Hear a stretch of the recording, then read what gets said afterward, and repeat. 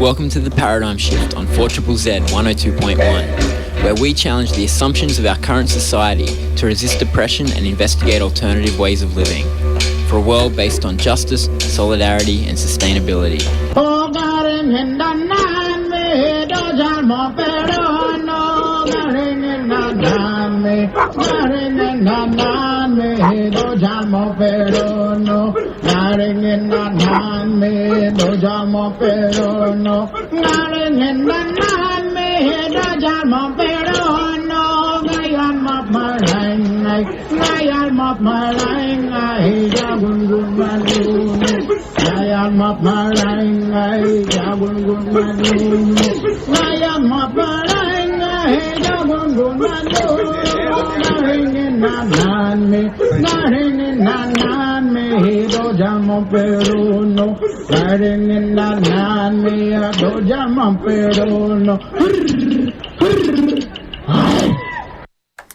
Welcome to the Paradigm Shift on 4ZZZ 102.1 FM. It's your local community radio station.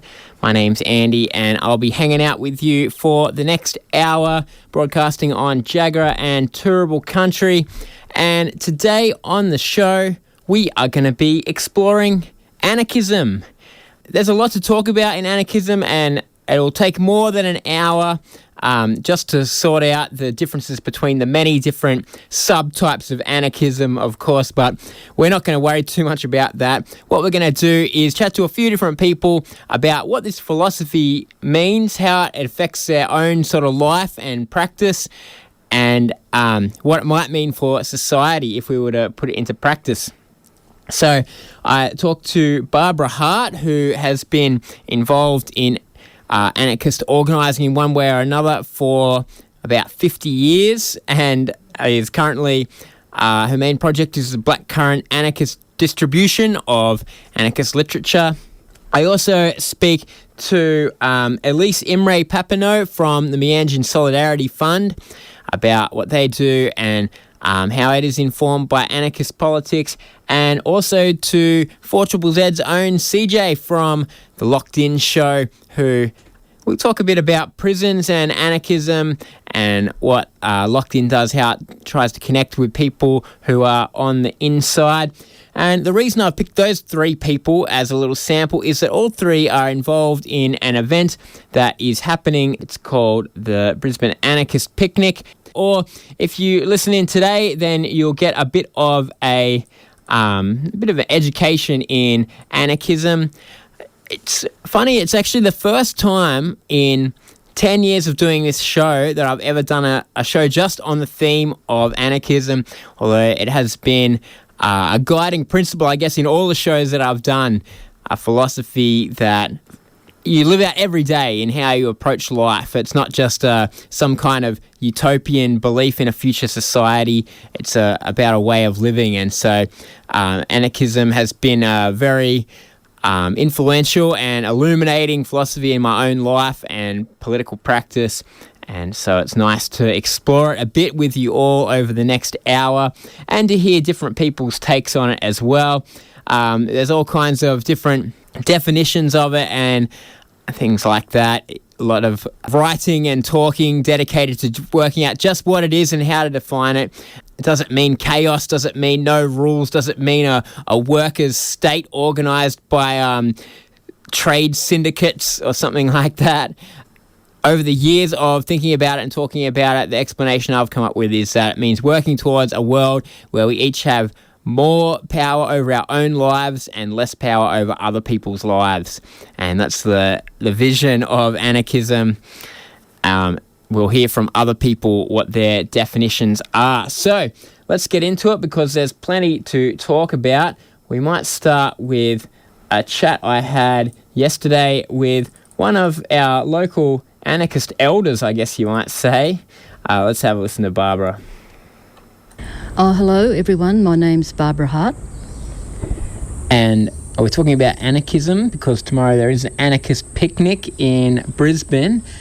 So let's start by asking to you, what does anarchism mean? Well, that's a large question, Andy. It's very big. So no matter what I say, I'm going to leave heaps out. But basically, going back to the original idea of liberty and equality that Bakunin talked about, that you can't have one without the other. And what does that mean? Well, it's very hard to have liberty and equality if you have a system like capitalism, because it's got built-in inequality. Various people own property which others don't, massive amounts, and it's also impossible to have liberty and equality if you have a huge organisation which is the state. All right, and this comes into another way of looking at it. A lot of anarchists say they're opposed to hierarchy in all its forms, and both the state and capitalism are very hierarchical institutions. So it's at an institutional level. It also gets down to a personal level. There's hierarchies form between different groups of people, like there might be hierarchies between different racial groups. There's also hierarchies of sexism and homophobia and ableism, all these things, which over the last 50 years people have drawn attention to. And this has expanded the idea of anarchism. Before the 1960s, anarchism was basically a working class movement, and so it was looking at work and capitalism and the state, and people are still doing that. But there has been a broadening out also to look at these other aspects which lead to inequality as well. And Indigenous issues are very much to the fore in Australia, and that has only been also since the 1960s, really the late 1960s. So that's just briefly what anarchism's all about. Yeah, even expanding on that, what you're talking about, the personal side of it, I guess seeing interpersonal dynamics as part of an anarchist critique. But even beyond that, kind of between different groups of people, there is, as a personal philosophy or a way of interacting within small groups or within a couple or something like that, anarchism also is a way to inform that kind of very micro level personal action, isn't it? And that's right. And that was a good thing about, like, often feminism gets a bad rap these days, and people say, oh, it's just, women getting into the hierarchy. But how I experienced it in the 70s as anarcho-feminism, it was very much about getting equality in interactions, very much so. And the type of meetings that people who were around feminism were promoting at the time, they actually really took off in the 80s and 90s when people organised on other levels, like the anti-uranium, the environmental movement, the peace movement. These ways of organising, non-hierarchically, without having top-down structures. These really took off. So this sort of interpersonal thing has actually broadened the scope of anarchism, and into this you get the whole thing of decision making, because decision making is a key in anarchism. Who makes the decisions? Who makes the rules? Because anarchists don't say no rules. Of course you have rules in all aspects of life, but it's who decides what the rules are and who decides to take them away at a certain time.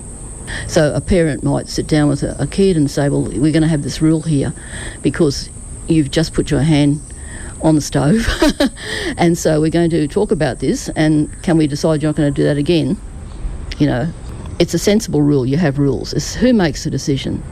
Yeah, and that what you're talking about the way that meetings were shaped, like to bring in consensus decision making and then shaping a meeting around consensus decision making, because it's not enough to say, well, we've got to have consensus. You've got to have a mechanism whereby everybody can share their ideas and things like that, and so changing the way meetings are done and things like that. That's what you're talking about. Yeah, and even consensus, even you don't have to have that. If everyone agrees that they might decide we'll just have a vote, in some situations, but if everyone is informed of that and decides, yes, but this will be the way we'll do it, that's all right. So it's not to be set on one particular way of making a decision. Somebody might have a really good discussion beforehand and then say, well, let's take a vote. So, and everyone's happy with that. I'm interested to talk about your life. In some ways, you're a bit of an elder in the anarchist movement. How has it informed your life, this philosophy? Okay, well, so I was very lucky as a child, growing up in what was in a very small community, which was Cairns in North Queensland, and my father was a wharfie. And both my parents only went as far as year 7, but they were very intellectual and they read a lot. And on the wharf, there was a lot of agitation. This was in the late 50s, early 60s, because they were introducing containerisation, and none of the jobs were permanent. Like, my father was always casual, so we didn't have a lot of money.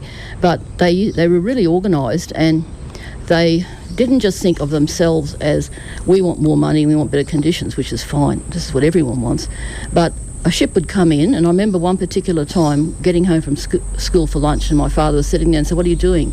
Why are you home?" And he said, "Well, the ship came in and had these South Indian sailors on it, and they were being treated so badly that we down tools, so to speak, and said, we're not going to go back until their conditions." We said to the captain, "We're not going to go back until this is fixed up." So that made a big impression on me. And the other thing was that every year they had a big picnic, a wharfies picnic, and they'd invite the whole of Cairns, and they'd hire a train. It was a steam train, and take everyone up to Kuranda and have this massive picnic. So you can see I'm a bit keen on picnics. And everything was free. They used to bring the people over from Yarrabah Mission.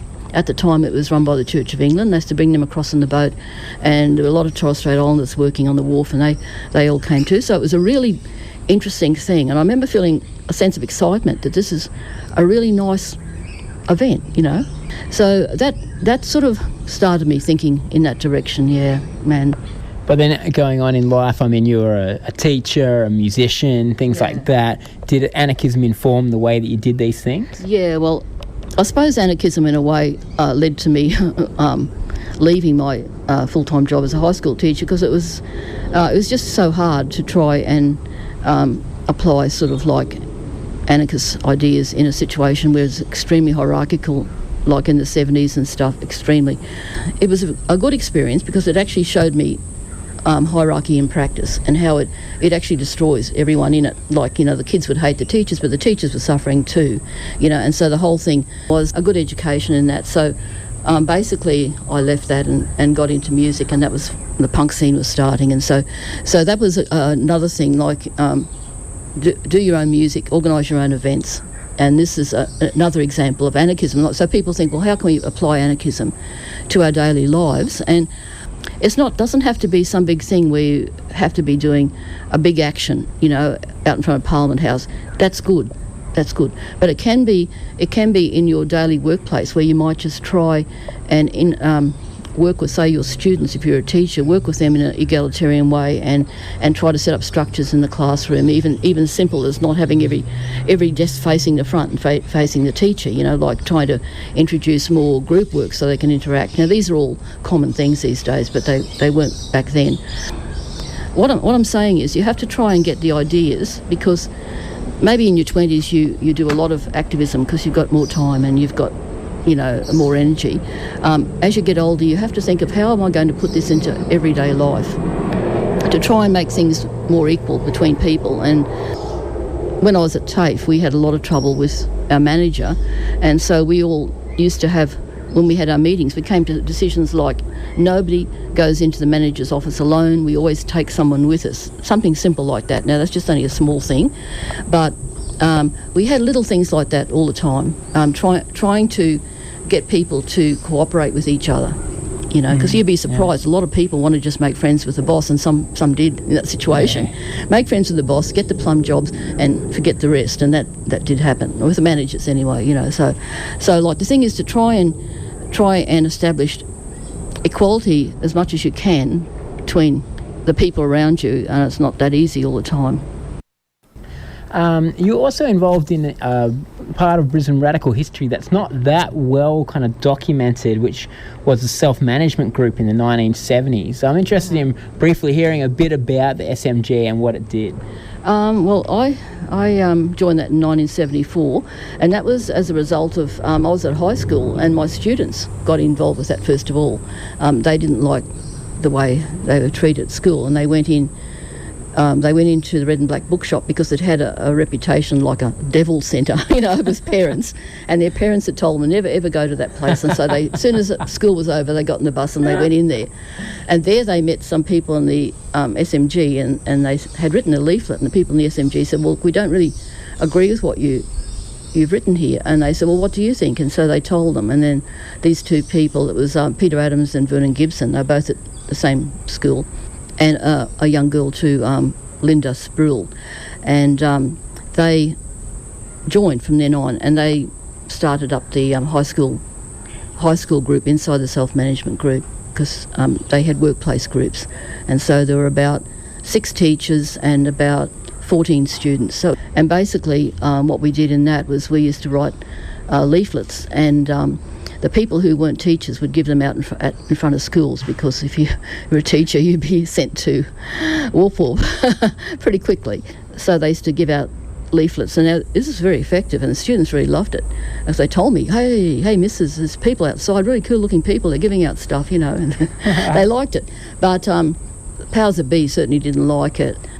So was it mostly that kind of propaganda work that the SMG did, or was there other kind of community organising? It was mostly propaganda work, and we did have an industrial cell with some older men in it and one woman, and they were in their 50s, and they were great, they were fantastic, but they had all been blacklisted. Like they worked at Evans Deakin Shipyard, which at that time was South Brisbane, and so they couldn't get a job. And then there was the university group, and they did a lot more because there were things happening on campus. So I remember Vernon, one of the people who started the high school cell, saying that towards the end, he'd like people to get involved in community-orientated stuff. And after the group broke up, a lot of people gravitated around the Learning Exchange in West End, which was a sort of an alternative adult education centre and activist centre, yeah. All right, well, let's fast forward a bit through history, and you're still doing anarchist propaganda work with the Black Current Distro. Yes. Can you tell us a bit about that, why you think that's important and what you do? Okay, well, it's something that I can do by myself and one other person who helps me with the logistics of it. And it's something I can do myself, and I like books and I like reading, and I think it's good to, on the internet you get a lot of information. There's a lot of really great information about anarchism, but it's good to have a book because you can always return to a book and it's something solid. And everything's $20 or under, so I keep it really cheap. And I just thought that was important, and the other thing is I'm sitting there on the side of the road. Now I'm in front of the markets, on the grass strip in front of the markets in Montague Road. And the good thing is that sometimes people come up and they have a chat, and even if they don't come up and have a chat, they see the word, I have the sign, they see the word anarchist, and it sort of familiarises them with it. It's not, here's this older woman sitting there, not a chaotic person as anarchists are portrayed in the media, you know what I mean? And people have a look, and often they smile, and so it's sort of like a bit normalising it. Well, I guess my final question is about, you've been involved in anarchism for a long time, it's 50 years, and society hasn't sort of become an anarchist utopia. Maybe things have got a little bit better, some things probably got a bit worse. I guess, how have you kept going and kept being involved in the struggle? Well, I do believe that the world would be a better place if we had more equality and more liberty in it, okay? Less hierarchy. I do believe that. And it isn't that... I've got a lot of inspiration from the people that have come before, that's where reading the books comes in. That gives me a lot of inspiration. Yeah, I mean, I don't feel cynical about it. I don't think, it's never going to happen, because there's that really great quote from Malatesta when he said, like, anarchism mightn't come today or tomorrow or even in a year's time, but the thing is to keep moving towards it, and just to keep moving towards it. All right, thanks very much, Barbara, and we'll see you at the anarchist picnic on Saturday. Okay, thanks, Andy. I'll see you there. We were talking with Barbara Hart about anarchism, what it is and how it has informed her life and her political practices in that time. There is an anarchist picnic on, and another person who will be there will be CJ from 4ZZ's own Locked In. You can listen to it on Monday nights from 6 to 8 p.m. It is our dedicated prisoner radio show. And I thought it'd be interesting to talk to CJ, not just about the politics in general of what Locked In do and prisons and things like that, but also about the specific project they have going on. Let's have a listen to CJ. Hi, I'm CJ, and I'm one of the co-hosts of the Locked In program on Monday nights, which is our prisoners radio show. Yes, many of our listeners would be familiar with Locked In. It's been a very long-running part of the 4ZZZ on-air schedule. But for those who aren't, can you give us a bit of an overview of what you do? So we like to keep the show pretty simple. This is 2 hours space for the prisoners. So we have a lot of VIPs, very important prisoners, as we call them, who tune in from prisons all around southeast Queensland, so anywhere that can get the signal. We do have a few people from interstate that tune in digitally, which is great as well. So we keep it simple. We read out letters and we play song requests, and we do shout-outs from the letters and shout-outs from friends and family over the text line. So it's really just about keeping people connected to the outside world and keeping them connected to family when sometimes they're not allowed calls, or they might be locked down for months and months at a time and not have access to any other people apart from guards. So yeah, connection, I think, one word. It's a bit more simple than the long-winded explanation. Yeah, it's an interesting thing about making radio because, there's been so many technological advances that many of us use every day for communication, but it's good to remember that for some people, radio is still a really vital medium of communication, isn't it? That's right, and it's not just the really traditional radio, it's the traditional form of letter writing, which we just have completely forgotten about out here with all of our our digital tech. So Queensland is as we know, always really behind the rest of the states when it comes to anything to do with law enforcement and human rights. So we are in that position where in other states they're allowed access to tablets and email and a lot more that digital technology, whereas here in Queensland, while we do have email technology, it's just a lot more limited. So for us, it's keeping not just radio, that basic medium, alive, but the art of letter writing and beautiful handwriting. You just can't imagine how much beautiful handwriting we see. Yes, well, letter writing is a good segue into talking about what you're doing this weekend.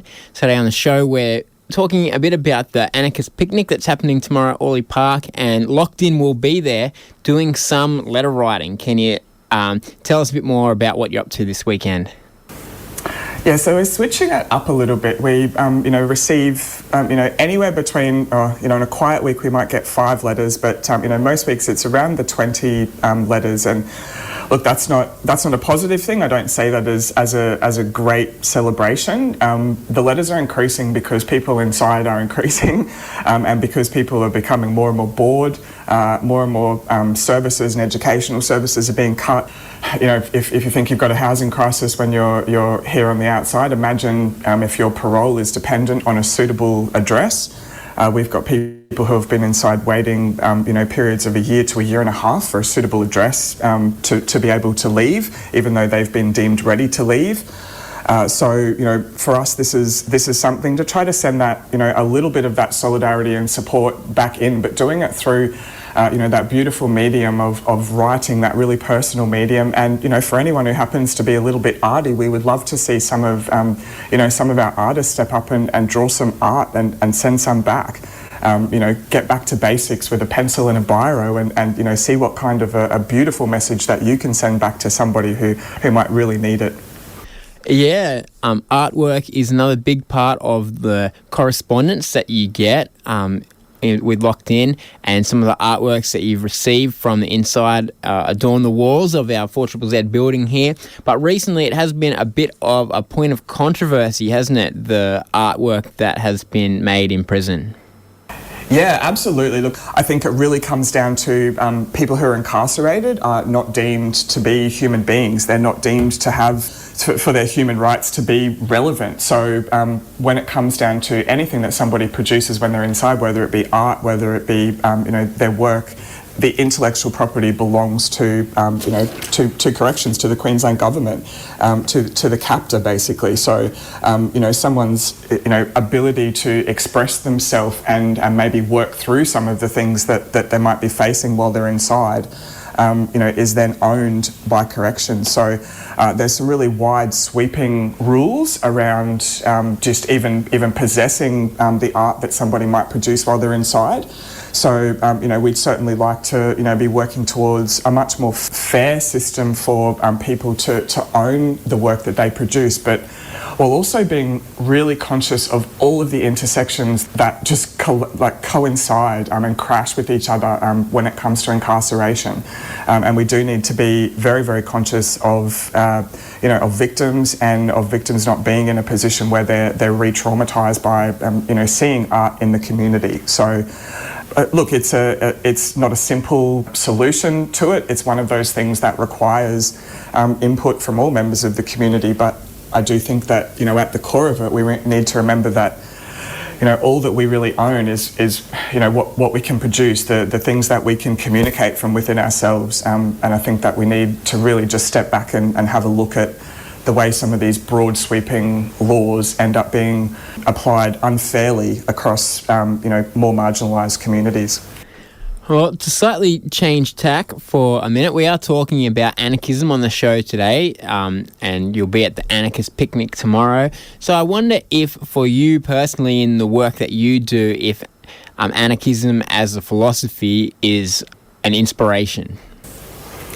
Look, I think anyone who stands up for any person who may have done something that is not desirable to society is straight away is participating in anarchism. But I definitely wouldn't say that my motivation is anarchy. I'm much more motivated by love and just by making sure that every single human being knows that they have value, no matter how bad the experiences that they've had in their life, or no matter how bad some of the choices that people might have made. Every single human being deserves the chance to do something with those experiences, even if it's, to help be a lesson to others. So, I guess the connection to anarchy is just a natural connection to not feeling that somebody should be locked in a cell for, doing things that are really of no harm to anybody but themselves. Yeah, the question of what to do with kind of unsafe and antisocial acts is certainly a very complex one, but one of the things that anarchism has done over the years is to critique the dominant societal idea of prison, which works as both a kind of feeling of safety for most of us, having some people locked away, but also as a threat for those who might be thinking of step out of line. But over the last few hundred years, anarchists have been developing critiques of the prison system. Do you think that that's been an important contribution? So I think that the contribution from the anarchism and from the throw all the pickup sticks in the air and start again kind of theory is that we do actually need that out of the box thinking. What we have is not working. We have a system where society has decided that it's acceptable for a 10-year-old child to be housed in a watch house for 45 days because they don't have a safe place to live. I think anarchism says, no, this is not working. Let's throw the whole thing out and let's rebuild it from the ground up. Let's, defund the police. Let's completely look at how we redo this system. I think when you look at the way the system that we're in has been built, our entire colony has landed itself on top of this country as a prison. We literally are part of a giant prison. So how we actually start to unravel that 240 years of developing our entire system off the back of incarcerating people and criminalising people for, either being for poverty or for their skin colour, it literally has come down to, this colony is built off the back of those two paths of criminalisation. So how do we unravel it one bit at a time? I don't know that that's possible. So, the anarchist thinking actually allows us to really think out of the box and inspire some ideas and some trials that, are happening in different parts of the world. And I don't think that we have a lack of understanding of some better ways of doing this. I think that the desire desire here, though, in Queensland is very, very low to change. And if you look at, we have anarchy on one side trying to throw some, really great ideas into the mix of how we might have a better society. And then on the other side, we have this really planned propaganda programs that, if you watch Channel 7 and Channel 9, you watch programs like Sunrise and Today, you'll see the repetition of the words youth crime crisis, youth crime crackdown, and this propaganda that has been gradually built over years and years. And then you watch the patterns that not long after those propaganda media cycles, you'll see a new prison gets announced. These are very, very clever strategies to educate the public into thinking that we have safety issues, and then the solution is a new prison. So the answer is not just in the abolition of prisons, the answer is in also media taking responsibility for truth-telling. Well, media that is telling the truth as it is. It's what we try to do here at 4ZZZ. Thanks for having a chat. Thanks, Andy. You have a great day. We were speaking to CJ from Locked In about anarchism, prison abolition, prisoner solidarity, art and letter writing. I have one more anarchist interview to share with you. I spoke this morning to Elise Imrey Papineau. She is from the group Meanjin Solidarity Fund and is also an academic and activist. Let's have a listen to Elise. My name is Elise. I am a grassroots organizer and a doctor of anthropology, and I have been mainly organizing with the Meanjin Solidarity Fund for the past couple of years, on top of being involved with some direct action campaigns and such around Meanjin, Brisbane. Today on the show, we're talking about anarchism because there is an anarchist picnic happening tomorrow in Orley Park. And your group, Meanjin Solidarity Fund, is one of the groups that's kind of helping to put this on. So I wonder if, to start off with, we've got this very confusing word that can mean a lot of things. Do you want to start off with what to you anarchism means? Yeah, for sure. I think that even within a collective of people, such as we are in the Meanjin Solidarity Fund, there probably isn't complete consensus about what anarchism is and perhaps what our personal values are in relation to anarchism as quite a complex political ideology. But I think we can at least agree on some of the values and principles that regulate our practice. And so part of that would be the idea of non-hierarchy, or at least of no unjust hierarchies, as well as autonomy, participatory democracy, and ultimately really being grassroots and incorporating this sense of do it together at a grassroots level that doesn't rely on institutions, because we do see how institutions have contributed to a failing to their people. So trying to kind of cut out the red tape as well in the work that we do. And I think that's kind of where anarchism guides our practice, as well in the ethos of solidarity, not charity. So again, trying to eliminate hierarchies or unjust hierarchies in which people would be dependent on others, which shouldn't just reproduces or reifies that power dynamic. So those are kind of the principles, I think, that of anarchist theory or anarchist thought that guide what we do in the Meanjin Solidarity Fund.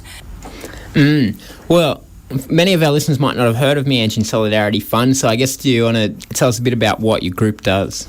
Yeah, absolutely. So we launched just at the end of 2021. So we're coming up on our third year now.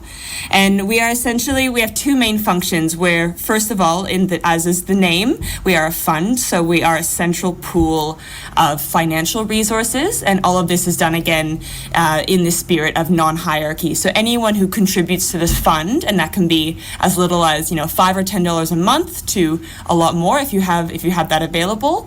Anyone who contributes is then able to be involved in the decision making. So we're kind of pooling funds and then redistributing the funds. So it's like a redistribution of wealth in a sense where anyone who is part of that can be part of decision making. And that's where the participatory democracy comes into play.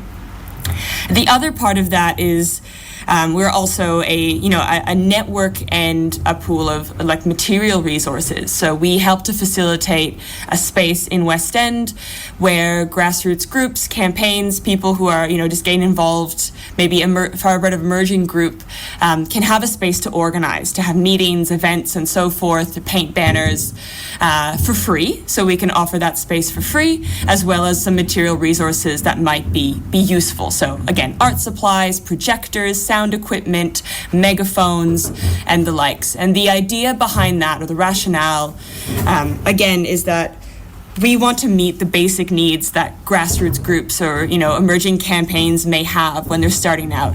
If we can provide, not to say shelter, but if we can provide a space for people to organize, if we can provide some financial resources, some material resources, then they maybe have a bit less to worry about, so they can focus on, their campaigning, their organizing, the next event, and even their own, expanding their own political ideologies. So if we meet those basic needs, it's cutting out maybe a little bit of that work for them. This does bring up an interesting question, I guess, about being an anarchist and trying to do political work, in that you have this tension between like a pure belief and then the praxis of how to live it out, and that you're trying to support other groups who sometimes maybe have slightly different beliefs from your own. I'm interested in your thoughts in how that plays out, like having your beliefs and the way you want to operate, but then trying to collaborate.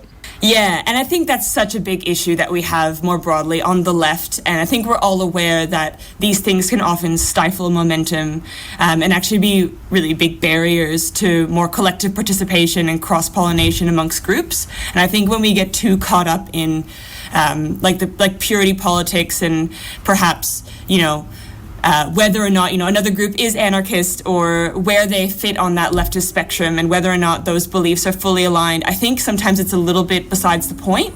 Is when we think again about the word solidarity, and again, solidarity is a big part of our name in our practice. The idea is you're not always a 100% aligned. You don't maybe overlap completely, but if you're at least mostly on the same side, and again, I say mostly, take that with a grain of salt, but we are on the same side. We are fighting collectively for something.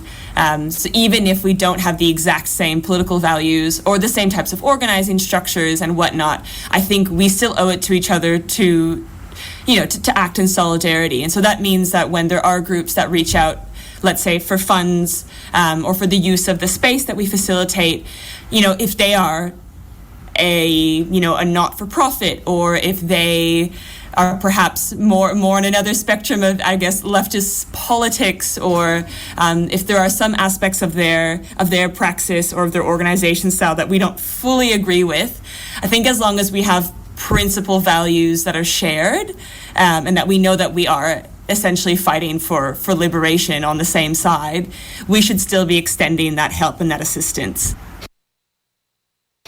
I'm going to change tack a little bit now, and in the tradition of many anarchists over the years, actually, you have travelled a lot, and you've lived in North America, in Southeast Asia, and now here in Queensland. And I wonder if you have any thoughts on how this philosophy of anarchism is expressed differently or maybe similarly across these different places. Yes, actually, I have lots of thoughts about that. I actually have written an article and a book chapter on exactly that. And a lot of that is based on, I guess, like having firsthand experience, but also just keeping an eye on anarchist collectives or even grassroots collectives in different parts of the world, but mainly in Southeast Asia and then here in Australia, especially during the pandemic. And I think mutual aid and types of autonomous organizing really gained traction over the pandemic for reasons that we're all well aware of. So examining that and trying to find these kind of maybe like cross-cultural differences and similarities behind the type of organizing that was happening, and maybe the measures of success of how was the state responding to that? What kind of initiatives were more successful, and maybe what kind of background or foundation did they have prior to the pandemic that allowed them to perhaps flourish in the environment that they were in? And I think there's so many factors to look at, so it's hard to summarize.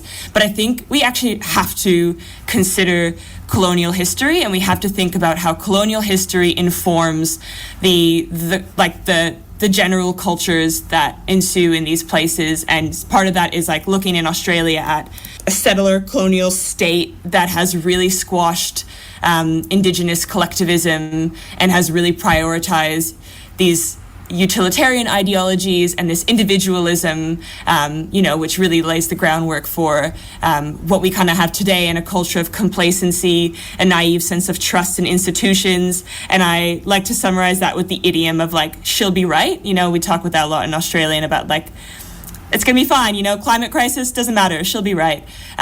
So we have a culture of complacency here that makes it really difficult sometimes to resist against the state and to prop up, mutual aid organizations or grassroots organizations that have a focus on social justice, as well as, anarchist collectives. There's a lot of barriers to making that happen, even if we have access, financially, maybe wealth-wise, to more resources than places in, for example, Indonesia and the Philippines.